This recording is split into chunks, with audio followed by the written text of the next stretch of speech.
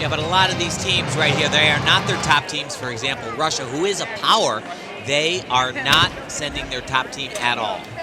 But the Canadians did send 3 of their top seniors in their country. Peng Lee, here on uneven bars, had an outstanding competition.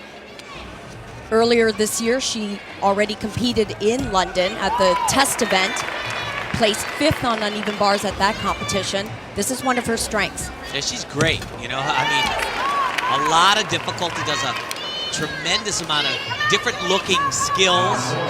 She has a lot of flair. She is so ready, she told me, to compete this year and just get to London.